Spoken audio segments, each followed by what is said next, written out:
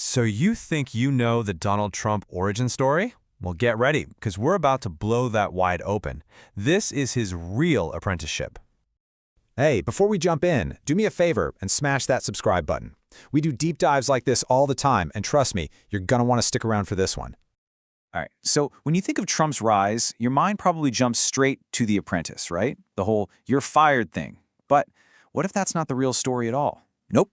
The real training ground, the place where the persona was forged, was way, way grittier, and it all went down decades before he ever stepped into that TV boardroom.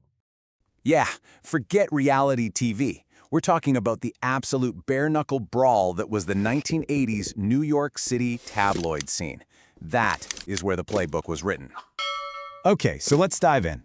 This isn't just a story about a real estate guy. Oh no, this is the origin story of a media mastermind. Someone who figured out the game way before almost anyone else. You know, New York Times Magazine writer Jonathan Mahler puts it perfectly. He says Trump's biggest skill isn't making deals, it's building a storyline.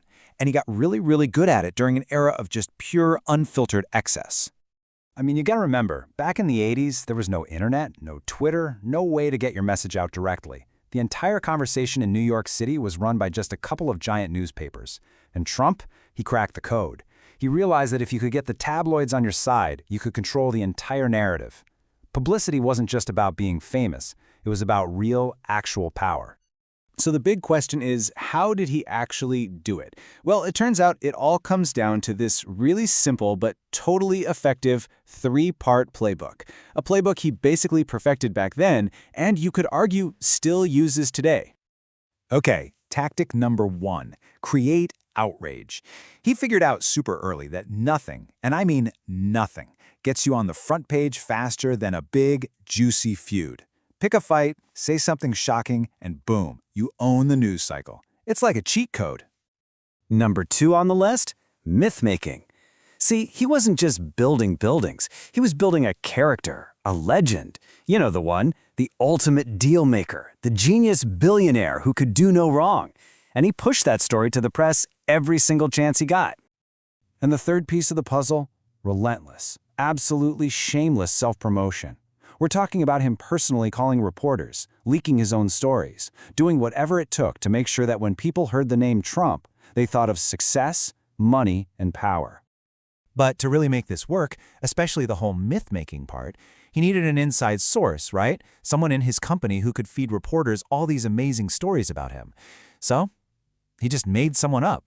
And that's where this guy, John Barron, comes in. He was supposedly a top executive, a spokesman, basically the guy who was always available to give a fantastic quote about his amazing boss, Donald Trump. There was just one tiny problem.